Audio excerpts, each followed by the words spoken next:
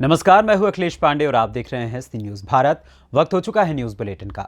इस बुलेटिन में बात होगी राजस्थान के बकानी की, जहां निराश्रित गौवंशों के लिए सरपंच ग्राम पंचायत बकानी द्वारा नवीन गौशाला निर्माण के लिए भूमि पूजन का किया गया कार्य। साथ ही आगे बात होगी एटा की, जहां एटा में नेताजी सुभाष चंद्र बोस की प्रतिमा पर माल्यार्पण कर जयंती मनाई गई। साथ ही बताएंगे कि कैसे रोहतास में नेताजी सुभाष चंद्र बोस फाउंडेशन के बैनर तले कुशवाहा सभा भवन सासाराम में नेताजी सुभाष चंद्र बोस की जयंती समारोह को मनाया गया। और भी तमाम खबरों पर आइए करते हैं विस्तार से चर्चा। खबर बकानी से है, जहां निराश्रित गौवंशों के लिए अंकित बरेठा सरपंच ग्राम पंचायत बकानी द्वारा नवीन गौशालाओं के निर्माण हेतु भूमि पूजन किया गया। लगभग 20 बीघा भूमि पर 2100 गौवंशों के लिए नवीन आधुनिक गौशाला का निर्माण किया जाएगा। सरपंच साहब की इस पहल से श्री गोविंद गौशाला समिति की वर्तमान कार्यकारिणी का एक और संघर्ष पूर्णता की ओर अग्रसर। भूमि पूजन भी समाज सेवी रमेश चंद्र धोबी, उप सरपंच प्रहलाद गुर्जर, गौशाला समिति के प्रदीप श्रृंगी, राहुल जुलानिया, नीलेश सेन, मनीष बसवारा, महेंद्र राठौर, संस्कार चतुर्वेदी, अमित गुर्जर, हरीश प्रजापति, लखन गुर्जर, विकास कुशवाहा, बबलू प्रजापति, मोहित पांचाल, सागर कुशवाहा, अंकित टेलर एवं नगर के अन्य गौ सेवक जीतू राठौर, कुशल गांधी, अनिल वर्मा, प्रवीण गुप्ता, जैकी राठौर आदि उपस्थित रहे। बकानी से सी न्यूज संवाददाता रमेश की रिपोर्ट। खबर एटा से है, जहां नेताजी सुभाष चंद्र बोस की प्रतिमा पर माल्यार्पण कर जयंती मनाई गई। जयंती के अवसर पर कंबल का वितरण किया गया। बता दें, जिला सचिव प्रभारी कांग्रेस कमेटी एटा राजा ने कहा कि नेताजी सुभाष चंद्र बोस ने नारा दिया, तुम मुझे खून दो, मैं तुम्हें आजादी दूंगा। सुभाष चंद्र बोस 21 जनवरी 1897, 18 अगस्त 1945 भारत के स्वतंत्रता संग्राम के तथा सबसे बड़े नेता थे। द्वितीय विश्व युद्ध के दौरान अंग्रेजों के खिलाफ लड़ने के लिए उन्होंने जापान के सहयोग से आजाद हिंद फौज का गठन किया था। उनके द्वारा दिया गया जय हिंद का नारा भारत का राष्ट्रीय नारा बन गया। कार्यक्रम में मौजूद रईसुद्दीन कुरैशी, रवि कुमार मोइन कुरैशी, संतोष कुमार, आकाश कुरैशी, सोनू कुरैशी, राजकुमार, विनोद कुमार, राजेश, 1 दर्जन कांग्रेस कार्यकर्ता मौजूद रहे। एटा से सी न्यूज संवाददाता लखन यादव की रिपोर्ट। खबर मोतिहारी से, जहां बिहार सरकार के पूर्व मंत्री व स्थानीय विधायक प्रमोद कुमार ने मंगलवार को स्थानीय मॉडल स्कूल के सभागार में नव मतदाता युवाओं से भेंट की एवं 25 जनवरी को आयोजित नमो नव मतदाता सम्मेलन के लिए पोर्टल के माध्यम से उनका ऑनलाइन पंजीयन कराया। इस दौरान विधायक श्री कुमार ने नव मतदाताओं को मोतिहारी राजा बाजार स्थित बापू सभागार प्रधानमंत्री नरेंद्र मोदी के लाइव संवाद के लिए आमंत्रित किया। उन्होंने कहा कि देश के प्रधानमंत्री नरेंद्र मोदी 25 जनवरी को एक साथ देश के 5000 स्थानों पर नमो नव मतदाता सम्मेलन के माध्यम से युवाओं को संबोधित करेंगे। मौके पर प्रमुख रजनीश कुमार, मदन सिंह, उपेंद्र चौधरी, राजू सिंह, कामेश्वर चौरसिया, रामेश्वर महतो, गौरी शंकर शाह, रंजन गुप्ता, पावन गुप्ता, गुड्डू कुमार आदि मौजूद थे।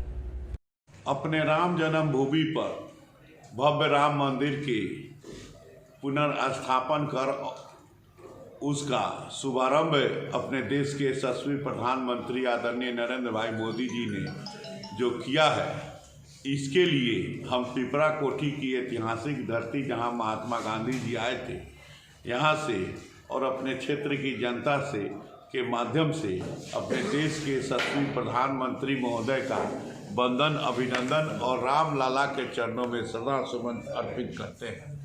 और आपके चैनल के माध्यम से पूरे समस्त मोतिहारी लोकसभा क्षेत्र और मोतिहारी विधानसभा क्षेत्र के 9 मतदाता भाई बहनों से आग्रह के साथ निवेदन करना चाहते हैं कि इसी 25 तारीख गुरुवार को 10 बजे दिन में बापू सभागार राजा बाजार में पहुंचकर अपने देश के यशस्वी प्रधानमंत्री आदरणीय नरेंद्र भाई मोदी जी का जो संवाद कार्यक्रम है, 9 मतदाता संवाद, 9 मतदाताओं का अभिनंदन, उसमें ज़्यादा से ज़्यादा नौजवान भाई बंधु पहुँचे और मोदी जी से के संवाद कार्यक्रम को सफल बनावें और आने वाला 2024 में मोदी जी को पुनः स्थापित करने के लिए, उनके हाथों को मजबूत करने के लिए, भारत को मजबूत करने के लिए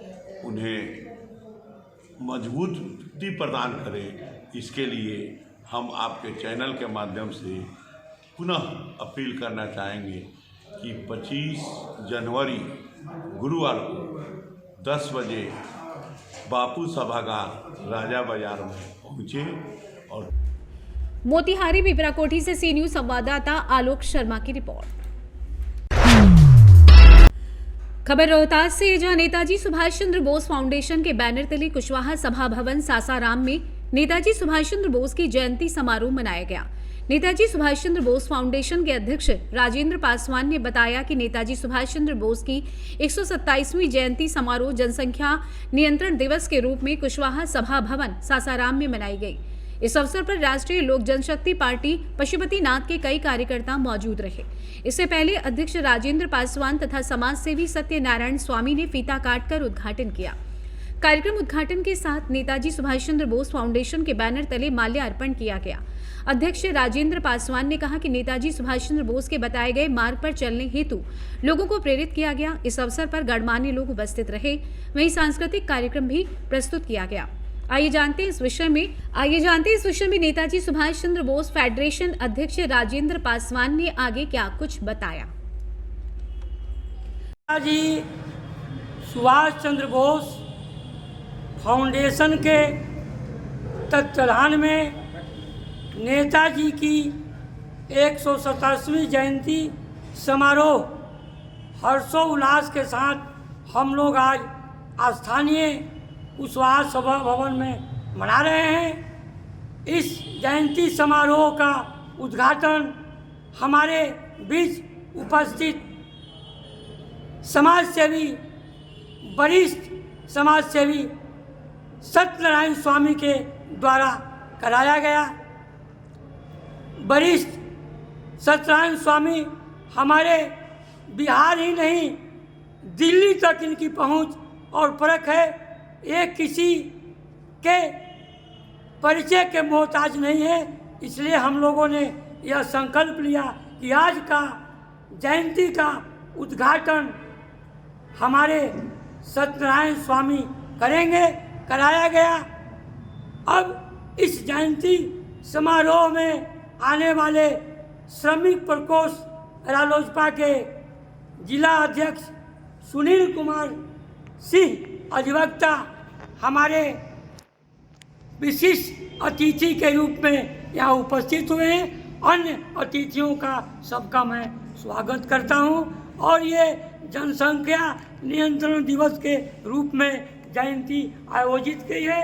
देश की सबसे बड़ी समस्या अभी है तो जनसंख्या वृद्धि है, बड़ी विचारणीय विषय है। इसलिए हम लोगों ने इस जयंती को जनसंख्या नियंत्रण दिवस के रूप में मना रहे हैं। देश का गरीबी मिटे, देश जो गरीब है उससे उभरे। हमारे दो भारत सरकार का जो लक्ष्य है उसके अनुकूल हम लोग चले। और नवयुवकों से मैं हार्दिक निवेदन करता हूँ, अपील करता हूँ कि खासकर हमारे देश के नवयुवक इस पर ध्यान दें और हमारे दो नक्शे कदम पर चले। जय हिंद, जय भारत। आपका परिचय? मैं नेताजी सुभाष चंद्र बोस फाउंडेशन के बिहार के अध्यक्ष और इस कार्यक्रम के संयोजक हैं राजेंद्र पासवान। रोहतास से सी न्यूज संवाददाता पंकज कुमार की रिपोर्ट। फिलहाल के लिए इस न्यूज बुलेटिन में बस इतना ही। देश दुनिया की तमाम खबरों के लिए देखते रहें सी न्यूज भारत। हर खबर आपके साथ, आपके हाथ।